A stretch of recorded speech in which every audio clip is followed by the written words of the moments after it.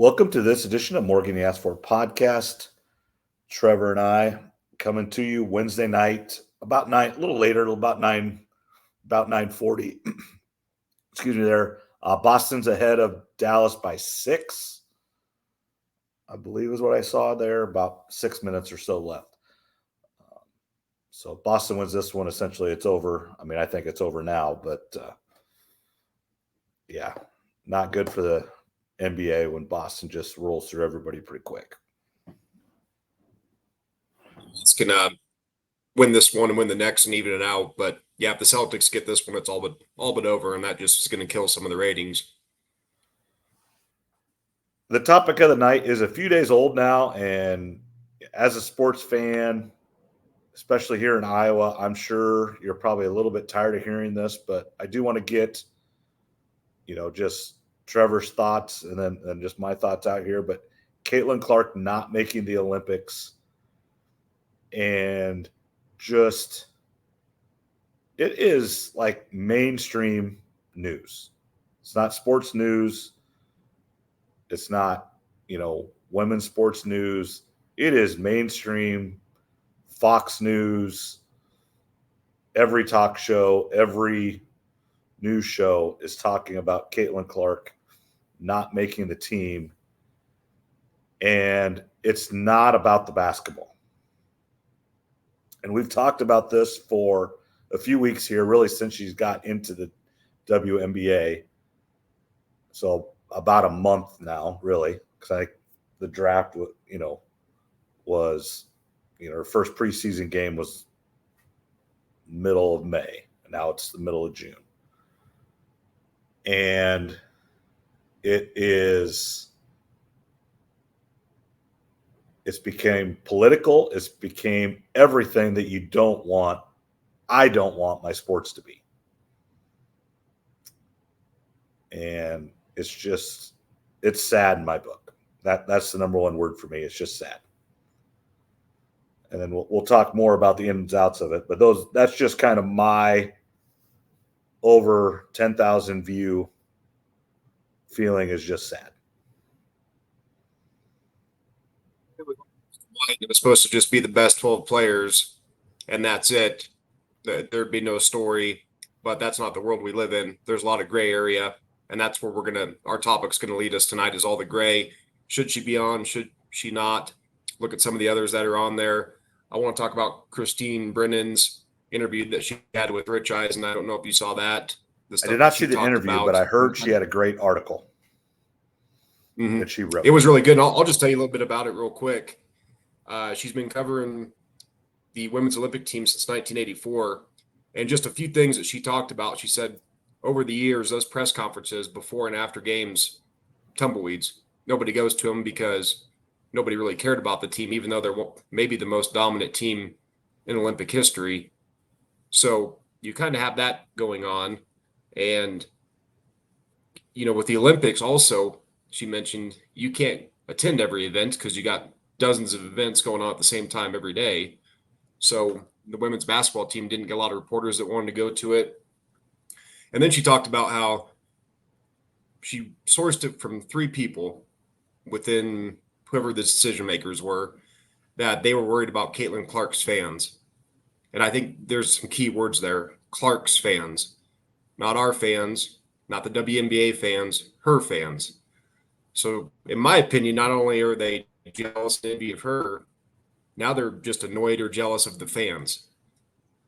I mean, sorry, the whole state of Iowa just kind of transferred over. That's, you should have seen this coming. So she said on Rich Eisen's social, she's like, what is this, 7th grade? It kind of seems like it. So when those reports start coming out and then they come out a couple days later and say, no, it wasn't about that. It was just purely about winning. They're talking out both sides of their mouth. She's been around it since 84. She may have done herself a disservice with this because who knows who's going to keep talking to her now that after she kind of reported on the truth behind the scenes.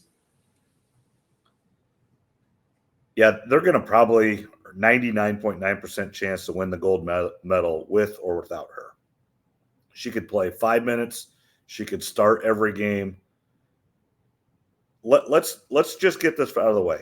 if the argument is the best 12 players in the WNBA or the best 12 American players, there is an argument to be made that she's not one of them. That is not an argument.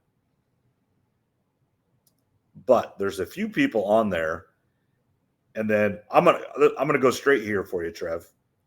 Does she get added to the team now, or is there just no coming back from it now? Because there's a couple girls that are hurt coming back, or just may not be able to play. So I think there's at least one spot, pretty sure, that's going to be open.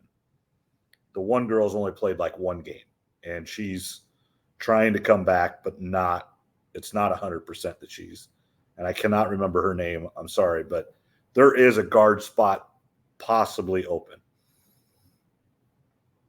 So it'll depend on her health.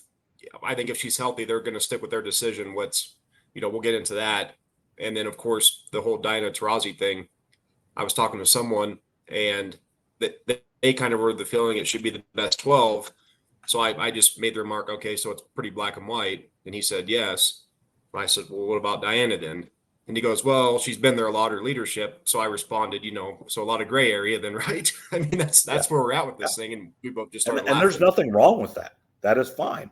But yeah, like you said, the same gray area is Caitlin Clark is a better basketball player right now. She's better than Diana Taurasi right now. Now, is she a better leader? Does she have the experience? Absolutely not. I don't think so. But yeah, gray area on which side do you want it to fit your narrative?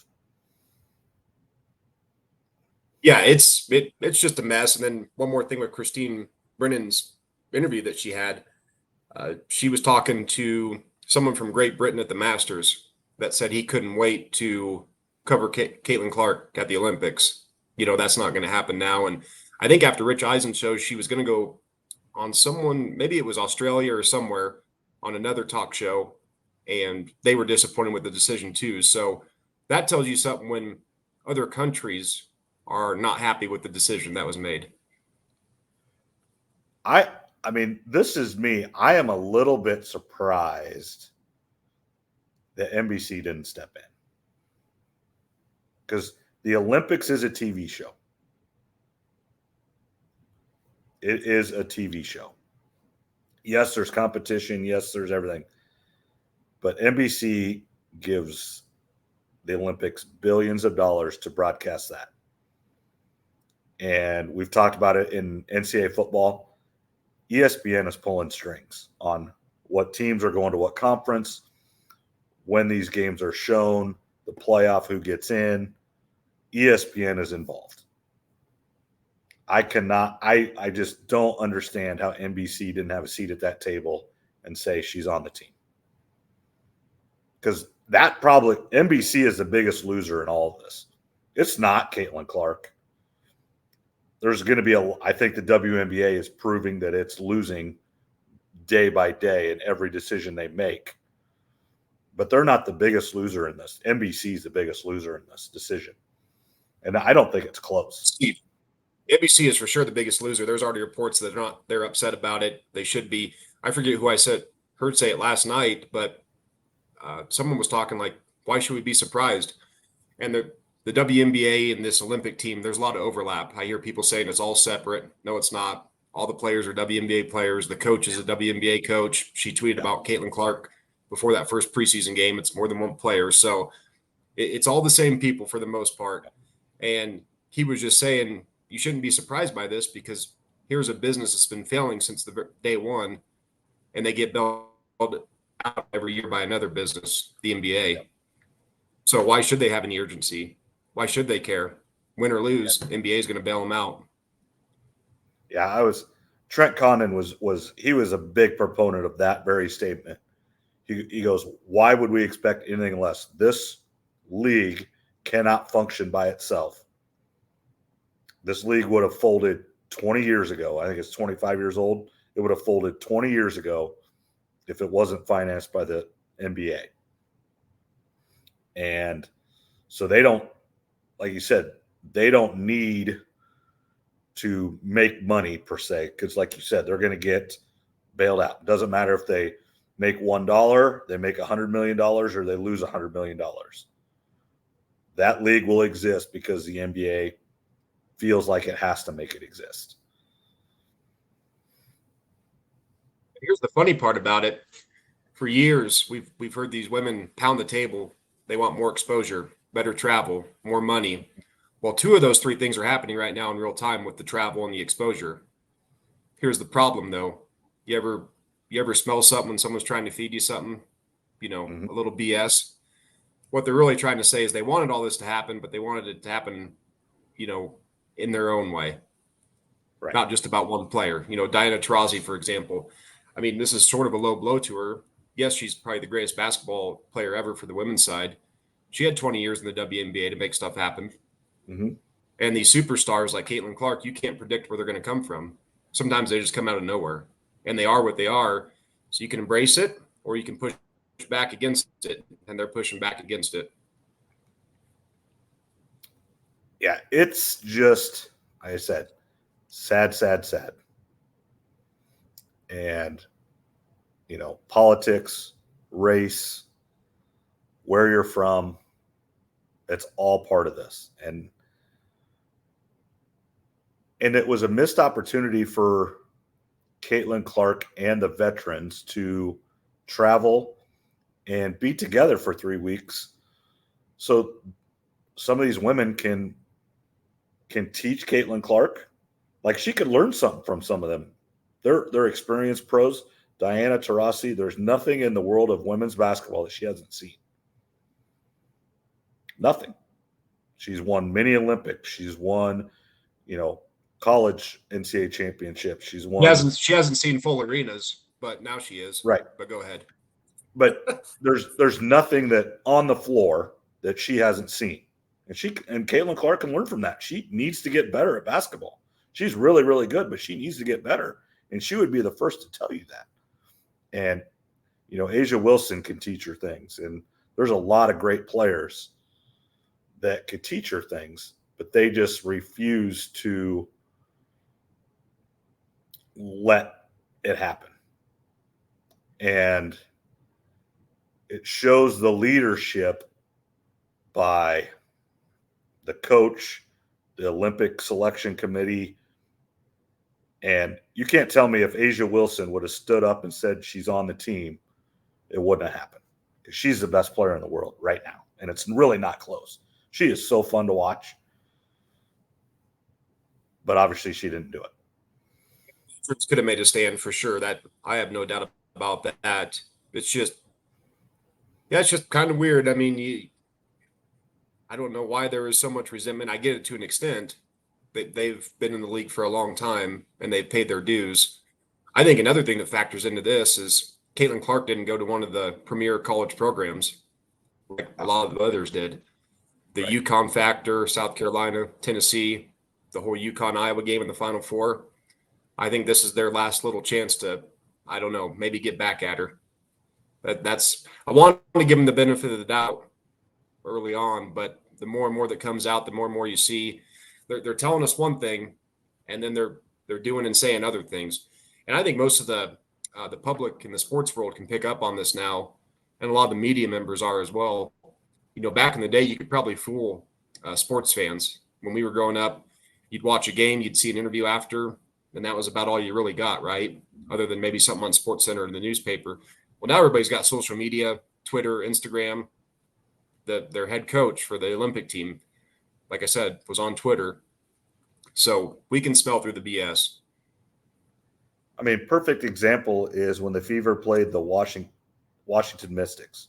Washington plays in a 4,000 seat arena every game, except for against the Indiana Fever, where they sold out the NHL and NBA arena, 21,000 people roughly, sold out. They don't do that for A'ja Wilson. They don't do that for Angel Reese. They do it for one player. And the Golden Goose is they're just trying to wring its neck. And it's sad. Even today, that video came out where she's playing with those little kids at the park or whatever, and she blocked a couple of their shots, goofing around, whatever. I read an article today that if you wouldn't have known what it was, I should pull it up, but it was something about, Caitlin Clark rejects young WNBA fan. It all, like, if you didn't know what was happening, you would have thought like they were trying to get an autograph or get a picture with her, and she turned away and wouldn't do it. But had nothing to do with it. Yes, she rejected their shot. And then the one kid, the sister distracted her, and he hit a shot over her. It's kind of funny, actually. But here she is doing a great thing. Her and one of the Pacers are out there at a park playing with a couple kids. Yes, it's a PR thing, and yes, it's what they're expected to do, but she was still doing it when she needs all the rest she can. She's trying to do the right thing, and she said all the right things and done all the right things. Even when she was, snubbed, she went up to the podium and talked and she's going to cheer for them. She's going to watch them, hope they do the best, hope they win. She's done nothing but be gracious and said and done all the right things in public. Now, I'm sure behind the scenes, she might not be super happy, and that's okay. You shouldn't be. She's a competitor. She wants to win. She wants to be on that team. And you want that fight in her a little bit. She said everything perfectly. Interviews, like she always does. And you're right, that little video that came out today, they'll spin that however they want just to get clicks and headlines. And that's the sad part, where we're all arguing and fighting over each other, and she's just saying all the right things and practicing and trying to get better. So there's two way different sides to all of this. But it is crazy, though. I knew on Monday a lot of the sports shows would lead with it or be a main topic, but it just keeps getting bigger and bigger and bigger. Yeah, and it's like you said, it's mainstream, regular MSNBC, CNN, Fox. That had nothing to do with sports. Mainly, they do sports topics if it's one of the main, threads, which this is. Unfortunately, it's right there with the Donald Trump trial and the Hunter Biden trial. It's those three topics right now, which is crazy. Be obviously the best of the three. I'd much rather talk about her missing the Olympics than those other two stories. But yeah, it is. But it is fascinating, and you probably saw the Dave Portnoy video I saw you in. That's where, if it was black and white, it'd be the best 12, but that's where it goes back to the gray area. This was just such a missed opportunity to keep promoting the game, to let, when she's playing too, people tune in to watch her, they're going to learn about the other players, right? Same thing when she goes into an away arena, people are going to find out some of the better players in the WNBA.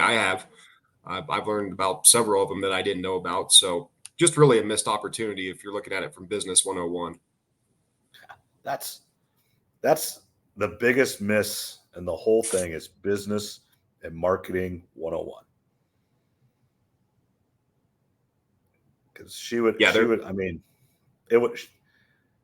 Now, when they show the front of the Olympics and they highlight the top 4 or 5 athletes, it's going to be Simone Biles, and it's going to be, sad, I don't even know this, but the best track runner. Going to be the best swimmer. Ledecky will be on that. But, kind of per se, the Mount Rushmore of the athletes, Caitlin Clark probably would have been on that. And that's a women's basketball player that would have been on that team, that would have been in every highlight and every opening of the Olympics, and now there won't be one. But they can't see. Back to what they said real quick about them being worried about her fans because of the lack of playing time. I think myself, anyone in Iowa, we expected her to not play very much at all. Oh. The last person off the bench, maybe a couple minutes when they're blowing someone out, which they probably will a lot of games. So to me, that's just a very weak excuse. Like I said, we can smell through that. I don't. Most Iowans are expecting her to play a lot. If she's just there on the bench, that's going to draw eyeballs, just like you said. Yep. So just cheering, a missed opportunity. Waving a towel. That's all she needed to do. Mm-hmm. Yep, and the camera will be right on her. And And I've talked to a lot of people too that said, yeah, they're not even going to watch. Now, I have to admit, I'm not a super big Olympics guy. I don't know if you are. Now, when Michael Phelps or someone's competing, I'm definitely tuning in, but I'm more of a casual with the Olympics. If it's on, I'll watch. Yeah. I'm not really seeking it out there, but I know a lot of people are diehards with the Olympics, and a lot of people are like, yeah, we don't have any plans to watch the women's team now.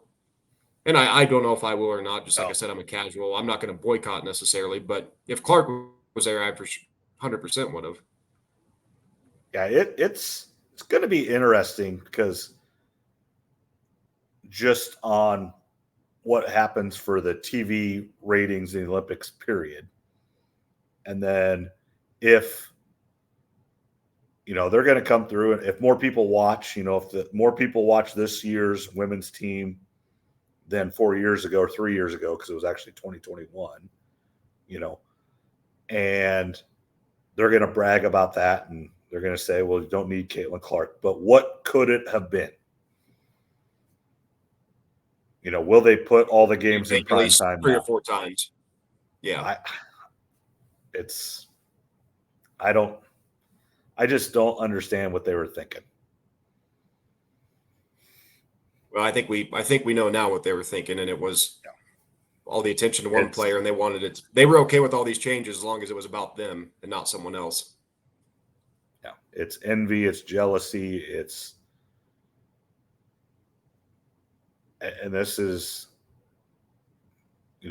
kind of a woman scorned is a bad deal, and some of these women feel it, and they don't know how to handle it. Some of them are going to be exiting the WNBA sooner than later. So have fun with your one last little hurrah here, and trying to punk Caitlin maybe if you can get it. Get your last shot in while you still can. And one thing that I keep hearing a lot of people say, 2 things actually. One, yeah, she'll probably make the Olympic team in 4 years from now. Right. Well, the question is, will this spike of momentum still be there 4 years from now? Well, and you think she's 22 years old right now, I believe. And in 4 years, she's 26. That is 4 prime years of basketball for her. I mean, that's 4 of your best years ever. Now, as long as she stays healthy and does what we think she will, I have no doubt in my mind she'll make it in 28. She'll make it in 32 and maybe in 36. If that's what she wants to do, if she wants to play that long and do that. But there's no guarantees. This was a guarantee if you wanted it to be. It certainly was. And then this was the part that nobody's really talking about, at least not that I've heard anyway. When the Olympics start next month, essentially just about a month is going to be taken off the WNBA, right? Yep. And Caitlin Clark's not going to be on TV unless she makes a team as an alternate or whatever. So I am interested when they come back in August, what happens mid-August? Kids are going back to school. Teachers are going back. Football's ramping up, high school especially. And so I wonder after the Olympics, football starts. Is there going to be a dip in ratings and attendance? I think they're going to be okay right now, but I am interested to see, do we see a dip? And if there is a dip, is it a big one? This will be the first test for the new fans. The fans that have always been here, they'll stay, but the new wave of fans, this will be the real first test that we'll get to see the results of. Yeah, when life happens again. And they haven't went against football yet. Football is king in America. High school, college, pro. And football it's king. It doesn't, there will be more people watching the NFL Network on a Tuesday night, August 21st, seeing if Aaron Rodgers is doing the correct steps and if he's at practice, if, who's holding out, who's not there, who got hurt, then we'll watch a WNBA game. And that's fantasy crazy football, to think they'll about. Be paying attention to that. You're right. And, speaking of Aaron Rodgers, do you have anything else on the WNBA, Caitlin Clark? No, I think transition. We've talked almost 25 minutes on that. Boston did just beat Celtic or the Mavericks.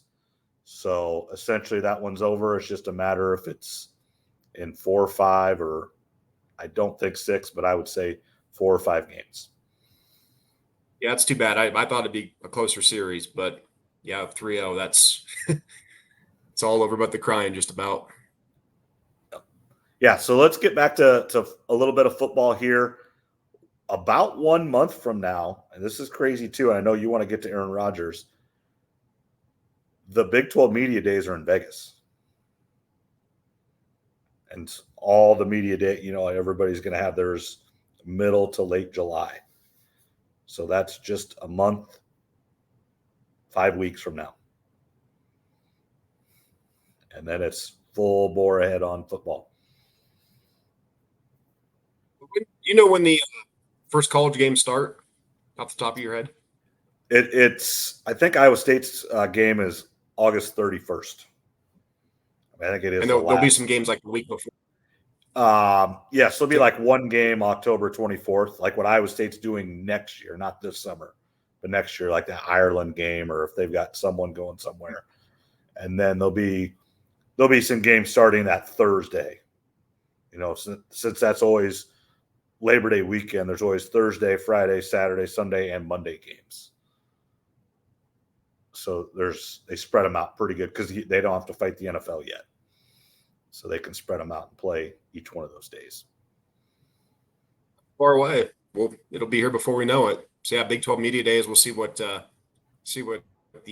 top coaches have to say down there.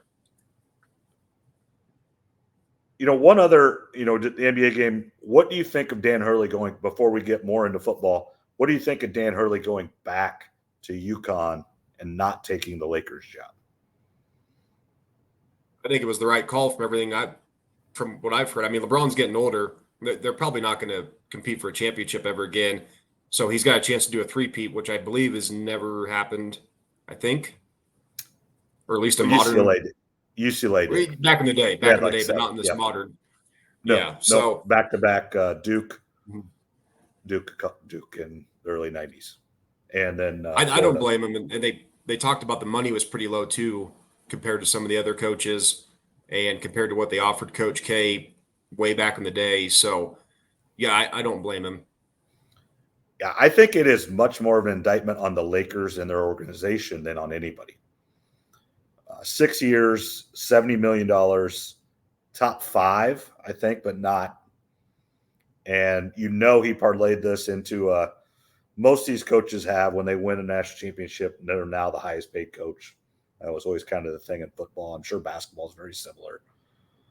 So he's won back-to-back, so he gets a good raise, and he might have been able to parlay that into a little bit more even. So I have no idea what he gets paid from UConn, but he's not poor.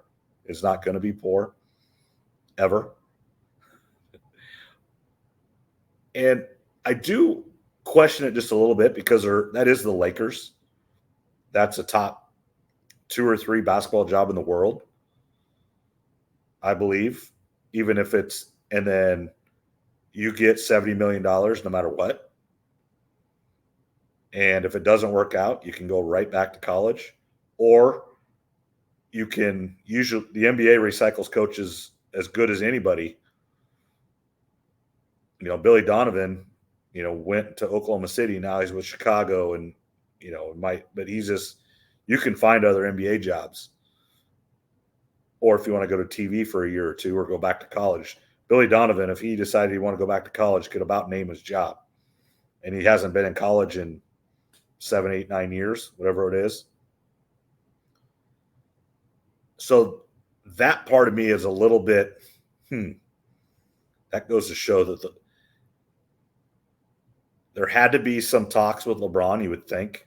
I would want to talk to, not that I'm ever going to be even remotely in that situation, but if I'm him and I'm getting ready to take that job, I have to have a conversation with LeBron, don't you?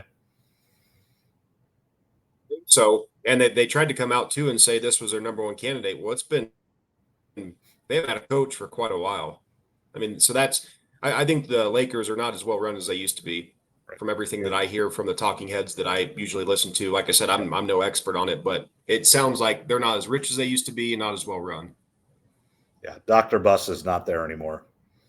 It's the kids. And they didn't risk everything to get the Lakers and mortgage everything and hit it correctly. And some people just haven't. I mean, even, the Yankees have come out and said that they can't sustain this salary, which is crazy to me because that is truly one of the wealthiest franchises in the world. But again, it's not one owner. Now it's a family. It's 3, 4 kids, whatever it is. So they're all split and they all want to make. So, and I don't know exact dynamics of all that, but I know Dr. Buss had more than one. Jeannie's running it, but she's not the only owner, I'm pretty sure. Or if she is the only owner, she had to buy out her brothers and sisters. So she may not have the cash flow money. And same thing with Hal Steinbrenner. I think he's the one running the Yankees. But there's several brothers there and maybe a sister too. I can't remember. But there's, not just 1 or 2 kids there. And so if one person does own it, they had to buy out their siblings. And so they don't have the cash flow. And that's, same thing on a smaller scale happens to farms, to, when mom and dad or grandma, grandpa own it, it's just one person. But when you split it 4 or 5 ways, it's a little bit harder, and the cash flow isn't there if one person wants to buy out the others. Hear that a lot on farms. Some, one of the kids wants to keep it going, the other 2 maybe don't, or vice versa, all that type of stuff. So, yeah, I think it's more of an indictment on the Lakers, and he'll have more opportunities too, just like you said, next year when the round of coaches get fired. If he's serious about going to the NBA, he'll get an opportunity. Yep. Yeah, he'll be able to choose where he wants to go every year. They are a free agent every year. His contracts don't mean anything.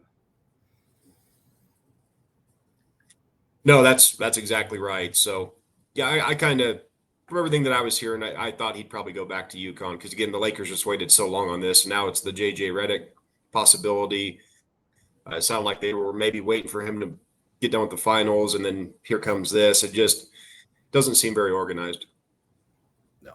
There was – you always hear of that list that everybody should have in their desk drawer, the athletic directors, owners. And that list wasn't very organized. Might have been on different sheets of paper. It wasn't number 1, we call him. Number 2, we call him. Number 3, we call her. Whatever it is. I don't think, or they had to go down the list so far that there's no more list. I guess that could be the other thing. That definitely could be, or they're just throwing darts at the dartboard randomly. All right, let's get back to Aaron Rodgers. I know you kind of talked about this, but not reporting to now it is mandatory training camp or off season, right? And he is not there. Yeah, so yesterday, people weren't sure if it was just going to be one day that he was gone. Then the reports come out today that he's going to be gone the entire time, and it sounds like tomorrow we're going to find out why. So it's been a weird series of events. He misses one day. Now he's going to miss the entire camp. And then, it sounds like we will find out tomorrow what he was doing and where he was at. So it is interesting. After last season, he went on TV or whatever he did and said, hey, we got to get all this outside noise. It's got to be all about football. Well, it doesn't really seem like that for him. Again, I don't know exactly what he's doing, but I doubt it's anything I don't think there's any emergencies or anything going on. It sounded like he was on a vacation or, something, one of his interests that he's into. So, yeah, I don't know what to make of the Jets. I was starting to buy back into them a little bit just because they did so well record-wise last year with some of the worst quarterback play. But I don't know. It sounded like they interviewed some of his teammates. They had no idea this was going to happen. And they talk about how the veterans probably don't really care for this. The young players are too young to know what's right or wrong at this point. But you just wonder, is this going to cause some friction within the team? Not that it'll necessarily derail their season or anything, but when things get bad, if they go on a 2-game losing streak or something, this will get brought back up in the media. Yeah, he's scrutinized. I would say it's not Caitlin Clark level compared to the WNBA, but he is on that same, situation where everything he does is analyzed every which way. His politics, his beliefs, his everything gets taken into play on everything he did. Everybody's speculating right now, and let's just say it does come out tomorrow that his mom had to have surgery or something. And I know, but then that's going to be like, well, he's been estranged from his family. It's just he can't get away from it either. Yeah. We'll see, but the people I listen to, they made it sound like it's going to be something. It's going to sound pretty silly why he was gone. So that's what I'm expecting to come out tomorrow if we do get that news. Which new drug did he find that he wants to try in some foreign country? What important person is he? Yeah, or what important person is he meeting in some other country if he decides to run for vice president someday, right. Or who knows what? Who knows what it could be? But it's just interesting. It's last night online someone asked, how many teams realistically can't make the Super Bowl this coming season, and I just started jotting down the list, and I said realistically probably about 23 teams don't have a chance to make it. I said there's about 9 teams really, and those are the top quarterbacks and top coaches. So and I marked out the Jets. I'm like, I don't know, not right now. I don't think it's a small list. The fan bases all want to believe they really have a chance, but when you really break it down, no, it's the top 8 or 10 quarterbacks are the only teams that realistically probably have a chance of getting there. Yeah, and there's probably 1 or 2 teams that are not on your list that are going to make a run. But if you really get down to it, they're going to get beat. They're going to get into the playoffs. Maybe they win on the road. They're the wild card team. They win on that road in the divisional series, and then they lose to the Chiefs or they lose to the 49ers because they're just not as good. Kind of like the Jaguars did a couple years ago. And they played really good against the Chiefs for a while, but then the Chiefs were just better. Yeah, so it was interesting when I really wrote it down. I'm like, yeah, it's a pretty small list. So, and it probably should be when you think about it. It's all the best quarterbacks and coaches. There might be a surprise, but it'll be the usual suspects most likely.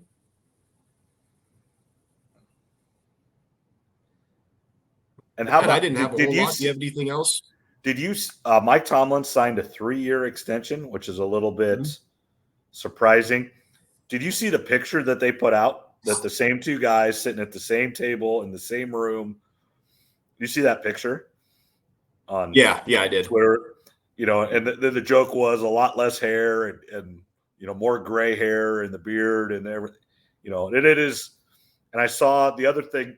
I just thought it was interesting that it's the same people. There's been 3 Steelers coaches since the 70s.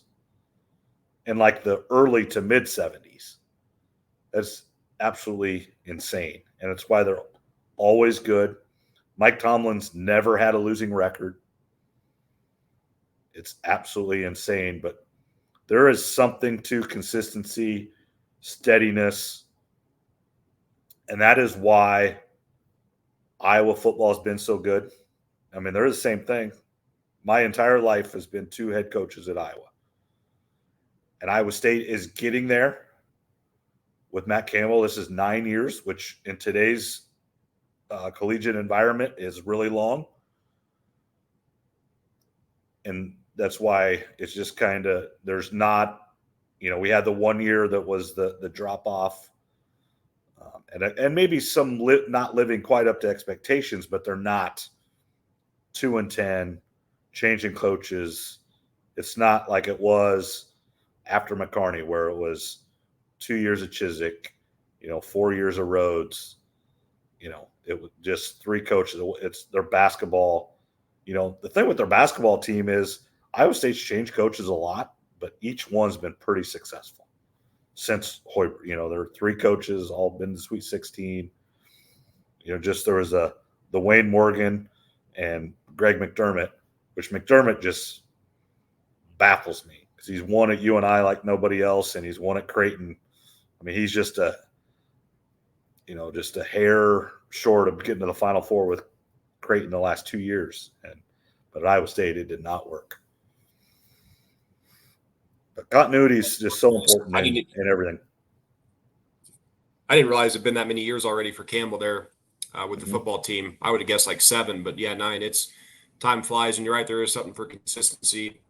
There are some Steelers fans that are a little upset. They're ready for a change, which is probably understandable. Not having a losing season is good, but the Steelers' expectations are winning playoff games and getting to a Super Bowl. So it'll be an interesting year with Russell Wilson, Justin Fields, him getting that extension. If they don't make the playoffs or have a losing record, things are really going to get hot there in Pittsburgh. Yeah. Anything else? I'm trying to think. Oh, we talked about last time McCaffrey, holding out and everything. And I think it wasn't 12 hours after he done recording that he signed his deal. Yeah, I remember. Yeah, I was going to say, yeah, we talked about that last time because I kept hearing a bunch of rumors and reading stuff from people I trust, and it wasn't in the national media that I saw anyway. And then, yeah, the very next day he signed. So the people I listened to and the people I trust, I guess they were right on with that one. I can't take too much credit. I just listened to other people I trust, and yeah, that was pretty funny that we're talking about how if he doesn't get paid and what's he going to get paid? And it was right at that. I think it was $19 million. I think we said $18 to $20 million. I mean, it was just you were right on it, Trev. Yeah. So I'll keep listening to those people, but no, don't have a lot else. I know Owen and Tara are coming out. They're going to be here Friday. You got Zach Bryan coming this weekend. Yep. Yeah, we're going to do Garden of the Gods, too. maybe the Royal Gorge. Yeah, he did. His birthday week, so we're going to do that Friday, Saturday, head up to Denver. It's at the Broncos Stadium, whatever it's called now. It's Mile High to me. I don't care what they keep changing the name to. So that'll be fun. And, he's supposed to release his new album here any day. I wouldn't be surprised if he releases it this Friday or next. Mm-hmm. So we're probably going to hear a good amount of the new songs.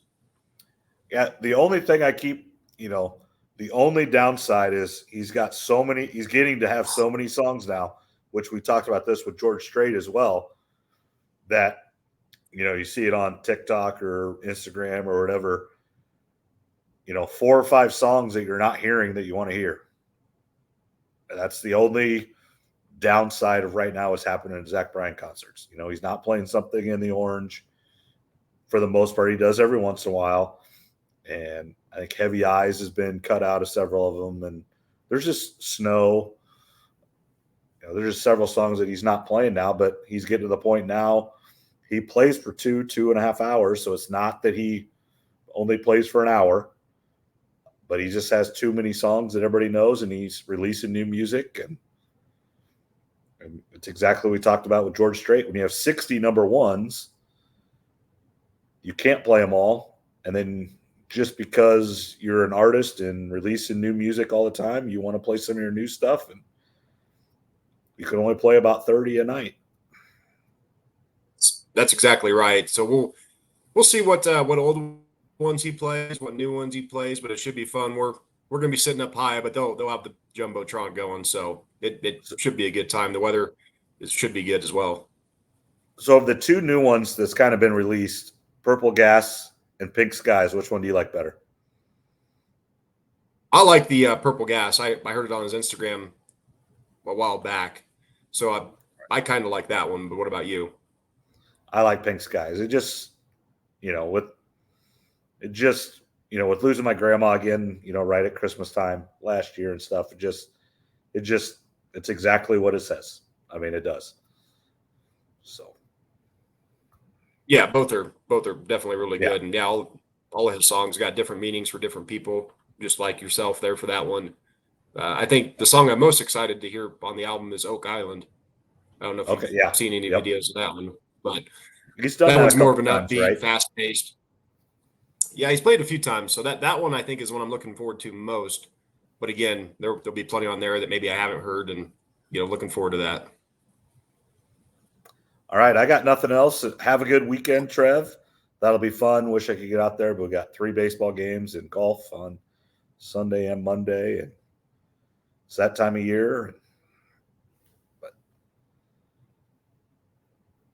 Yep, summer's here, so you're busy. You got the kids, you got baseball and all that stuff. So everyone, Absolutely. all of the teachers I know, their kids are all getting older now, so it's less golf and more activities with the kids. Yep, absolutely. All right. We'll talk to you later, Trev. All right, you have a good night.